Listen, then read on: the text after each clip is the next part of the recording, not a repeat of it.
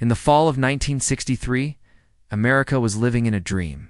It was a dream cast in vibrant technicolor, projected from the White House itself. The era was nicknamed Camelot, a reference to the mythical court of King Arthur, and its king was John F. Kennedy. At 46, he was young, handsome, and charismatic, a stark contrast to the elder statesman who had preceded him. With his glamorous wife, Jacqueline, and their 2 young children, JFK represented a new generation of American leadership, vigorous, sophisticated, and forward-looking. His presidency was a time of immense tension and soaring ambition. Cold War against the Soviet Union was at its frostest, a nuclear precipice that humanity had nearly fallen over during the Cuban Missile Crisis just 1 year earlier. The space race was on, with Kennedy's bold promise to put a man on the moon by the end of the decade. At home, the civil rights movement was gaining momentum, challenging the nation's soul. Kennedy was a complex and imperfect leader, but to the public, he was the embodiment of hope and national confidence. In November 1963, with the next presidential election a year away, Kennedy embarked on a political trip to the crucial swing state of Texas. The goal was to mend fences between warring factions of the state's Democratic Party and to energize his base for the upcoming campaign. The final stop on the tour was Dallas, a city known for its conservative politics and a hotbed of right-wing extremism that was openly hostile to the president. Despite security concerns, the trip was seen as a vital piece of political theater.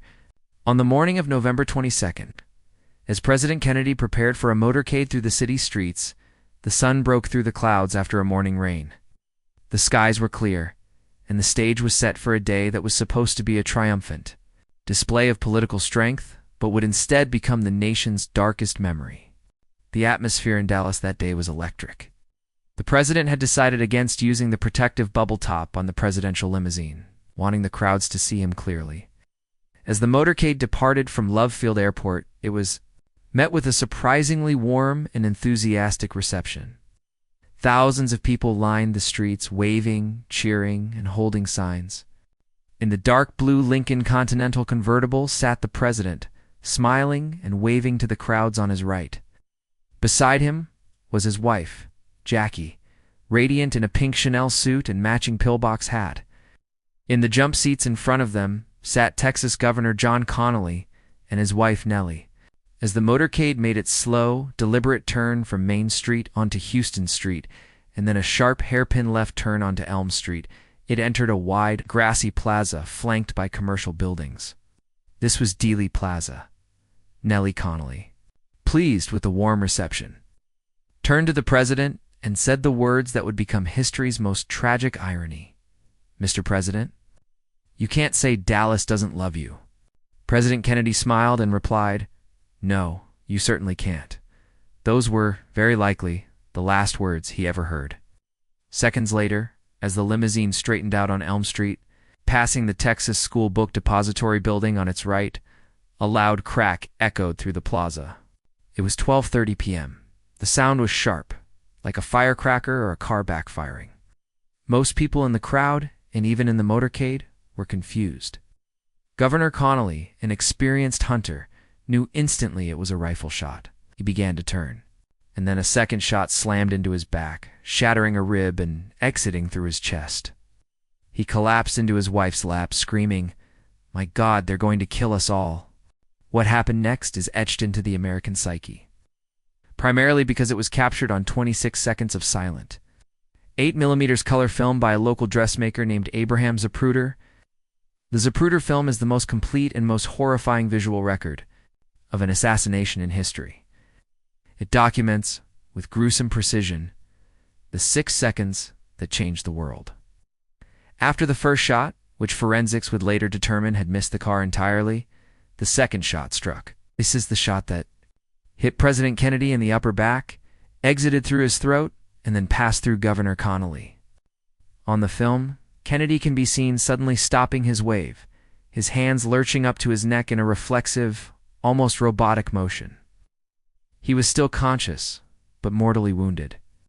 For a few agonizing seconds, As chaos and confusion reigned, the limousine continued to crawl forward. Secret Service agents were slow to react, some still scanning the crowd, not yet realizing what was happening. It was in this window of vulnerability that the third and final shot found its mark. Zapruder frame 313, the bullet struck the back of President Kennedy's head in a devastating, explosive impact. The film captures a violent spray of blood, bone, and brain matter erupting from the right side of his head, slamming his body backward and to the left against the seat. Jacqueline Kennedy, in a moment of pure instinctual horror, lunged onto the trunk of the speeding limousine, not to escape, but desperately trying to retrieve a piece of her husband's skull. Secret Service agent Clint Hill, finally realizing the gravity of the situation, leaped from the follow-up car and scrambled onto the back of the Lincoln, pushing Jackie back into her seat as the driver. William Greer finally accelerated, racing the dying president toward Parkland Memorial Hospital. The dream of Camelot had been executed in broad daylight. The presidential limousine arrived at Parkland Hospital 4 minutes later, a scene of unimaginable horror. President Kennedy was slumped in his wife's lap, his head a bloody, unrecognizable ruin. The doctors in Trauma Room 1 knew immediately that the situation was hopeless. Head wound was massive and unsurvivable. Dr. Malcolm Perry performed a tracheotomy through the wound in Kennedy's throat. Other doctors worked frantically, administering cardiac massage and trying to start an IV, but it was a futile effort. There was no brain activity, no neurological function. 1 p.m. after all efforts were exhausted, President John F. Kennedy was pronounced dead. The official cause of death was a catastrophic gunshot wound to the head. The hours that followed were a whirlwind of grief, confusion, and constitutional crisis. Vice President Lyndon B. Johnson, who had been in a car further back in the motorcade, was rushed to Air Force One at Love Field. For the security of the nation, the transfer of power had to be immediate. In a surreal and somber ceremony in the tight confines of the presidential jet, Johnson placed his hand on a Catholic missala. A Bible could not be found, and was sworn in as the 38th President of the United States. Standing at his side, her face a mask of shock, was Jacqueline Kennedy. She refused to change out of her pink suit, now stained with her husband's blood. "Let them see what they've done," she insisted. As Air Force One lifted off, carrying the new president and the body of the fallen one back to Washington, a new and uncertain era for America had begun.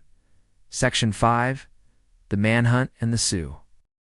While the nation reeled in shock, a frantic manhunt was underway in Dallas. Immediately after the shots, police officers and witnesses ran toward a grassy knoll on the right side of Elm Street, where many believed the shots had originated. But other witnesses, including Howard Brennan, who was sitting across the street, pointed to a 6th-floor window of the Texas School Book Depository. A police broadcast went out describing a suspect seen in that window, a white male, slender, in his early 30s. Inside the depository, police found a sniper's nest. 3 spent rifle cartridges were neatly laid out on the floor. A 6.5mm Italian-made Mannlicher Carcano rifle was discovered hidden behind a stack of boxes. A massive search of the building was conducted, but one employee was discovered to be missing: a 24-year-old order filler named Lee Harvey Oswald. 45 minutes after the assassination, about 3 miles from Dealey Plaza, Dallas police officer J.D. Tippett spotted a man walking who matched the suspect's description. Tippett pulled over and called the man to his car. After a brief exchange, the man, Lee Harvey Oswald, pulled out a revolver and shot Officer Tippett 4 times, killing him instantly. The murder of a police officer elevated the manhunt to an even higher level of urgency. Oswald was seen ducking into the nearby Texas Theater without paying. Police swarmed the cinema, and after a brief struggle in the darkened auditorium, Lee Harvey Oswald was arrested, screaming, "I am not resisting arrest." Police brutality. He was the sole suspect in the assassination of a president and the murder of a police officer. The man at the center of this national trauma was a ghost, a cipher, a man of profound and unsettling contradictions. Who was Lee Harvey Oswald? He was a former U.S. Marine who who had been trained as a radar operator and had worked at a base that housed the top-secret U-2 spy planes. Despite this, he was a self-proclaimed Marxist. In 1959, he abruptly defected to the Soviet Union, declaring his allegiance to communism. After 2.5 disillusioning years in Minsk, he returned to the United States with his Russian wife, Marina, and their child. He seemed to drift through life, unable to hold a job, a perpetual loner filled with a sense of grievance and self-importance. In the months before the assassination, his behavior grew more erratic. In New Orleans, he started a one-man chapter of the Fair Play for Cuba Committee, a pro-Fidel Castro organization, and was arrested after getting into a street fight with anti-Castro Cubans. Yet at the same time, he was seen associating with figures connected to anti-Castro and right-wing extremist groups. He was a puzzle that didn't fit together. When arrested, he denied everything. He claimed he was a patsy. He told reporters, "I haven't shot anybody." Was he a lone, disgruntled communist who hated everything Kennedy stood for? Or was he a pawn, a carefully selected fall guy in a much larger plot? His contradictory life the perfect cover to confuse any investigation. The world wanted a simple answer, a single villain to blame for this senseless act. But Lee Harvey Oswald offered no easy explanations. He was an enigma, and the key to solving the mystery of the assassination seemed to be locked away inside his troubled mind. For 2 days, Oswald was interrogated by Dallas police and the FBI. He gave away nothing, consistently denying his involvement in both murders. The evidence against him was mounting. His rifle was found at the scene. His palm print was on a box in the sniper's nest, and he had killed Officer Tippit. On Sunday, November 24th, the nation, already glued to its television sets for non-stop coverage, prepared to watch a historic moment, the transfer of a presidential assassin. Dallas police prepared to move Oswald from the city jail to the more secure county jail. The basement of the police headquarters was a chaotic scene, packed with reporters, photographers, and television cameras broadcasting live to a stunned nation. As Oswald was led out, flanked by detectives, a man suddenly lunged from the crowd. He was a portly figure in a dark suit and fedora. The man shoved a .38 caliber revolver into Oswald's abdomen and fired a single shot. Oswald gasped and collapsed. Mortally wounded, the shooter was immediately apprehended. He was Jack Ruby, a local nightclub owner with known ties to the Dallas underworld and the police department. The entire shocking event was captured on live television. A nation already grappling with the public execution of its president now witnessed the public execution of his alleged killer. Oswald was rushed to the same hospital, Parkland, where he died in the same emergency room as John F. Kennedy. Any chance he had of explaining his motives, confessing, or of exposing wider plot died with him. Ruby's act, which he claimed was a patriotic impulse to spare Jackie Kennedy the ordeal of a trial, instead had the opposite effect. It was seen as the ultimate act of silencing. The murder of Lee Harvey Oswald cemented the belief in the minds of millions that there was a conspiracy, and that powerful forces were ensuring the truth would be buried forever. In the wake of the assassination and Oswald's murder, the nation was awash in a sea of rumor, speculation, and conspiracy theories.